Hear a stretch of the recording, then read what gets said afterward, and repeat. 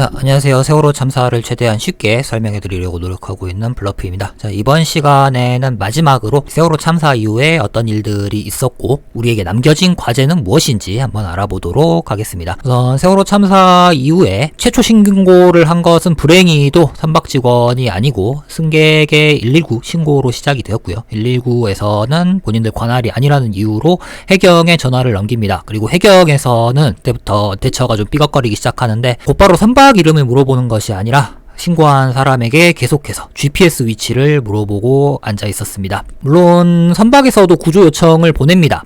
그런데 관할 VTS인 진도 VTS가 아닌 제주 VTS로 보냈었고 조난 신호를 보내는 데에도 다 요령과 절차가 있는데 그런 거 다 무시하고 자기네들 하고 싶은 대로 했기 때문에 제대로 조난 신호가 송신이 이루어지지가 않았습니다. 이런 혼선이 있었음에도 불구하고 출동하는 거리가 그렇게 길지 않기 때문에 사고 해역으로 구조선들이 신속하게 출동을 했었고요. 이때 가장 먼저 출동한 해경 구조정의 정장이 구조 책임자로 임명이 되고 구조 활동을 위해서 떠나게 됩니다. 그런데 불행하게도 이 구조 정장은 몇 가지 실수를 저지르고 말아요. 가장 첫 번째 실수는 조난 선박과 교신을 하지 않았다는 점. 가장 큰 문제는 도착하자마자 세월호에 대해서 가장 잘 알고 있는 선박 직원들을 가장 먼저 탈출을 시켜버립니다. 그리고 그대로 보내버려요. 이때 이제 많이 가장 비교가 됐었던 게 바로 이 이탈리아의 2012년도 4월 달에 있었던 사고거든요. 이탈리아의 코스타라는 크루즈 선사의 콩코르디아호 사고 당시에 이탈리아 해경 구조대장의 말이었었는데 이때 당시에도 크루즈 선장이 가장 먼저 도망치려고 했었습니다. 그런데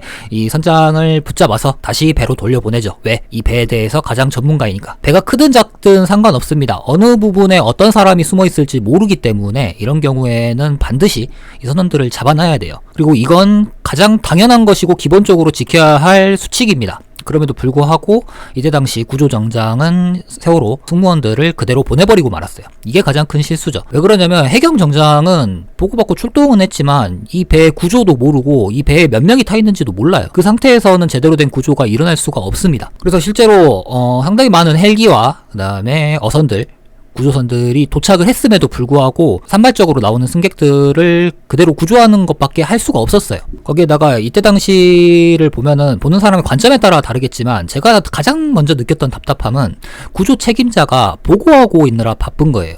물론 보고도 중요합니다. 상부에 보고하는 것도 중요한데 구조 책임자는 현장에 도착을 했을 때는 이 구조 책임자도 이런 상황은 태어나서 처음 보는 상황일 거 아니에요. 냉정하게 판단을 하고 어떻게 해야 될지 판단을 해서 구조를 지휘해야 될 임무가 있는 사람이 보고하느라고 자기가 해야 될 일을 하지 못하고 있었던 게 가장 제 입장에서는 답답했었어요. 물론 이게 우리나라 관료제의 문제점이라고 볼 수 있죠. 무슨 일만 터지면 책임자 나와가지고 상황 설명하라고 하니까 당연히 해경 수뇌부에서도 구조 책임자로 보냈으니까 이 책임자 나오라고 해가지고 상황 보고부터 하라고 합니다.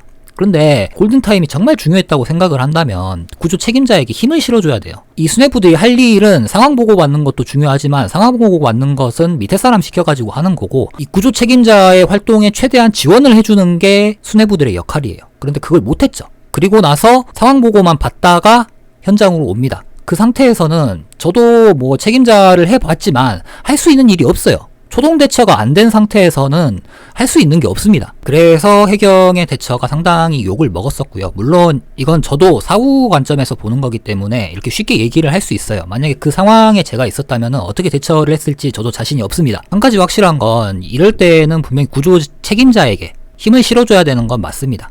현장에서 즉각 대처를 할 수 있게 해줘야 해요. 물론 이 구조 책임자 자체도 나중에 있었던 퇴선 명령을 하라는 상부의 지시를 이행하지 않았던 것, 이런 것들은 분명히 잘못한 게 있습니다만 제대로 된 상황 판단을 못하게 한 상부의 책임도 저는 분명히 있다고 생각을 합니다. 개인적으로는요. 그리고 또 이때 세월호 사고 당시에 또 나온 한 가지 말이 기자 플러스 쓰레기의 합성어인 기레기라는 말들이 나왔죠. 이 말도 어떻게 나왔을까 하고 곰곰이 생각을 해봤더니 세월호 사고가 일어난 시점이 아침 9시 오전 9시경이었고 주변에 있었던 선박들도 어느 정도 있어서 가면서 이 정도면 다 구조할 수 있을 것 같은데 라고 누군가가 흘렸을 것 같아요. 그 흘린 말을 다 구조할 수 있을 것 같대, 다 구조할 수 있대, 다 구조했대 이런 식으로 돼서 오보가 나지 않았나 싶습니다. 사실 책임자들은 이런 말도 함부로 하면 안 되는 거거든요. 아무튼 이렇게 관련 기관들이 혼선을 빚고 있는 사이에 세월호는 계속해서 가라앉았고요. 그 이후에는 수많은 사람들이 배에 갇힌 채로 남아 있었습니다. 세월호 사고 이후에 해경의 대처에 대한 문제점도 분명히 지적이 되었고요. 그에 따라서 소송도 제기가 되었습니다만 그때 당시 발표가 이렇습니다. 대한민국의 법은 공무원들의 무능을 처벌할 수는 없다. 물론 이제 공무원들의 어떤 직업적인 안정성은 보장은 해줘야 된다고 생각은 합니다만 최선을 다했음에도 불구하고 결과가 안 나왔을 때 그때를 보장을 해줘야 하는 거지, 무능해서 손 놓고 있었던 것을 보장을 해줘야 할 만큼 우리나라 법이 그렇게 허술한가에 대해서 한 번 더 생각을 해보는 계기가 아니었나 싶어요. 물론 이제 세월호 사고가 워낙 국가적인 재난이었기 때문에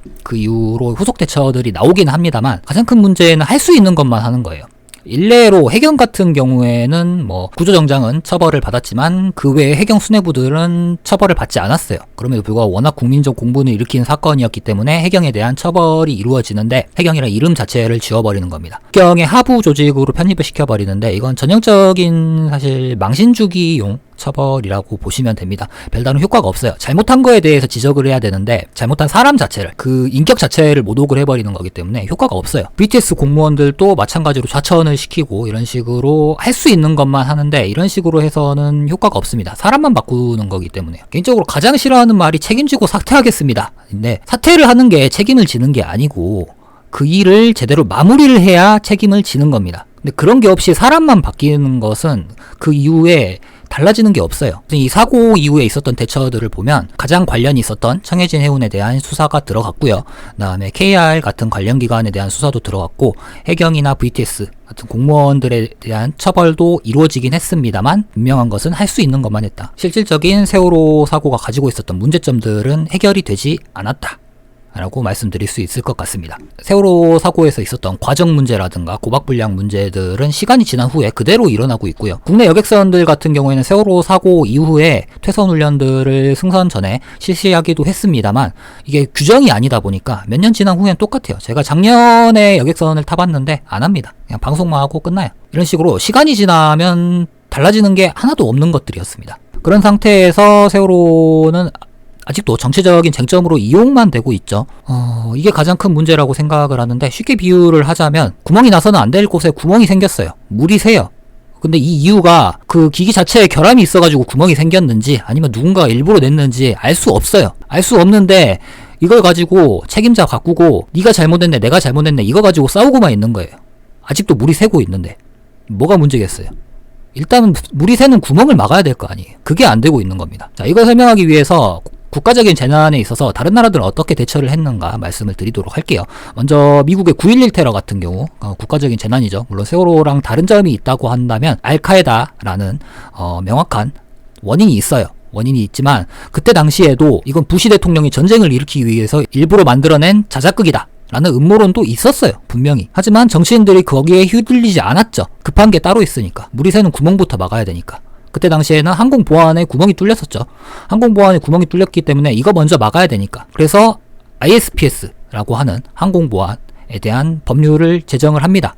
그리고 보통 이런 국제규정 같은 경우에는 비준 받는데 보통 몇 년 걸려요. 이걸 1년 만에 처리를 해버립니다. 물론 미국이어서 가능하긴 했지만 급한 게 뭔지 알았던 거예요. 여당 야당 할 것 없이. 그리고 이 항공보안뿐만 아니라 선박과 항만에 대한 보안도 같이 제정을 합니다. 왜? 시뮬레이션을 해봤더니 항공기 보안이 뚫려가지고 입을 수 있는 피해가 수천 명이었다면 선박 보안이 뚫려가지고 입을 수 있는 피해는 수십만, 수백만이 될 수도 있다. 이 결론 때문에 일어나지도 않은 일에 대한 대비까지 세워놓습니다. 아직까지도 9.11 테러가 누가 어떻게 일으켰는지에 대한 답은 확실하게 나오지 않았어요. 몰라요. 논쟁거리이기도 하고요. 하지만 그게 중요한 게 아니라는 것을 이 사람들은 알고 있었던 거예요. 또 하나의 예로는 영국의 타이타닉호 사고가 있겠죠. 1912년 4월달에 일어난 사고인데 꼭 큰 사고들은 4월달에 일어나는지 모르겠는데 아무튼 타이타닉호 같은 경우도 명백한 국가적 재난이죠. 많은 국민들이 목숨을 잃었으니까요. 이 타이타닉호 사고 역시 지금 현재까지는 빙산 충돌설이 유력하긴 하지만 그 사고의 정확한 원인은 아무도 모릅니다. 심지어 아직도 타이타닉호가 잠수함 때문에 충돌했다고 하는 사람들도 있습니다. 하지만 중요한 게 그게 아니었다는 거예요. 그때 당시 가지고 있었던 문제가 안전규정 부분을 민간에다 일임을 해놓으면 지켜지지가 않는다는 거예요. 그래서 국제규정으로 만들어 놓습니다. 그게 바로 솔라스 해상인명안전협약이라고 하는 국제협약입니다. 이걸로 강제를 시켜버려요. 안전이란 부분은 돈이 들어가는 부분이기 때문에 민간의 일임을 하면 절대로 해결이 되지 않습니다. 이걸 안 거예요. 그리고 이걸 해낸 것이고요. 개인적으로 세월호 사고가 우리에게 남겨준 과제는 그런 것이라고 생각을 합니다. 아직까지 우리가 세월호 사고에서 있었던 문제점들을 해결하지 못한 부분들이 많이 있어요. 당시 해경 구조정장의 증언은 세월호가 생각보다 빨리 가라앉았다였어요. 그리고 이것은 일반 대중들이 보기에는 저걸 변명이라고 하냐라고 할 수 있지만 사실이었습니다. 세월호는 실제 예상보다 빨리 가라앉은 게 맞습니다. 그게 바로 세월호 선저위에서 또 하나 밝혀낸 사실로 수밀문이 하나도 안 닫혀 있었어요. 수밀문은 무엇이냐? 이 물들이 통과를 하지 못하게 하는, 물을 막아주는 그런 문인데요. 이 격벽 구조라고 하죠. 한 곳이 침수가 되어서 뚫리더라도 그 공간만 침수가 되게 하고 다른 곳으로 전이되지 않게 하는 거예요. 배가 부력을 상실하지 않게 하기 위해서.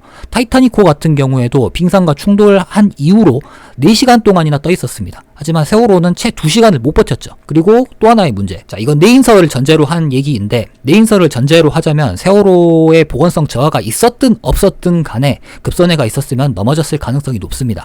그렇다고 해서 보건성 저하가 문제가 아니었느냐? 그건 아닙니다. 전복되고 나서 문제가 생겨요.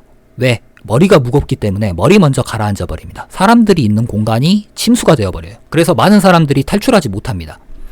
다른 사진을 보여드리면 이건 지난 시간에 설명을 해드렸던 2019년에 있었던 골든레이오의 사고입니다. 그런데 이 배 같은 경우에는 이렇게 넘어지고 나서도 하루 동안 저 상태로 계속 있었어요. 부력을 유지한 상태로. 세월호 역시 수밀 구역들이 제대로 닫혀 있었으면 조금이라도 더 떠 있을 수 있었고, 조금이라도 더 떠 있을 수 있었으면 더 많은 사람들을 구해낼 수 있었습니다. 하지만 그러지 못한 것이죠. 그런 문제점들을 우리는 분명히 알고 있어요. 현재까지 드러난 문제점들이 있어요. 그 문제점들을 고쳐야 하는데 아직까지 못하고 있습니다. 과정은 계속해서 진행되고 있고요. 고박불량 역시 알게 모르게 계속해서 진행되고 있습니다. 노후선들은 계속해서 돌아다니고 있고요. 연안 여객선들의 승조원들의 역량은 예전에 비해서 나아질 게 하나도 없습니다. 이런 문제점들이 계속해서 산적해 있어요. 이런 물 새는 구멍들을 놔두고 아직도 우리끼리 싸워야 하는지, 이 부분들에 대해서는 우리가 한번 잘 생각을 해봐야 되지 않나 싶습니다. 물론 안전이라는 부분은 굉장히 어렵습니다. 돈이 들어가는 부분이기 때문에 쉽게 해결되지가 않아요. 그래서 우리가 똑똑한 사람들 뽑아서 대의민주주의 형태로 국회에 내보내서 일을 하게 하는 거죠. 이 영상을 촬영하고 있는, 녹화하고 있는 오늘이 사전투표 첫째 날인데 방금 전에 투표하고 왔는데, 이번에는 좀 모쪼록 제대로 된 사람들이 당선이 되어서 일단 새는 구멍부터 먼저 막는 그런 제대로 된 일꾼들을 뽑는 선거가 되었으면 좋겠습니다. 어쨌든 이렇게 해서 쉽게 설명하는 세월호 참사는 마무리 지으려고 하고 있고요. 최대한 쉽게 설명을 드리려고 노력을 했음에도 불구하고 알게 모르게 전문 용어들이 많이 튀어나왔던 것 같습니다. 저희 동문들이 이 사고에 연관이 되어 있었기 때문에 굉장히 안타깝게 생각을 하고 있고, 모쪼록 대한민국이 앞으로는 이런 비극적인 참사가 일어나지 않는 그런 국가가 되기를 기원하면서 영상 마치도록 하겠습니다. 긴 시간 시청해주셔서 감사합니다.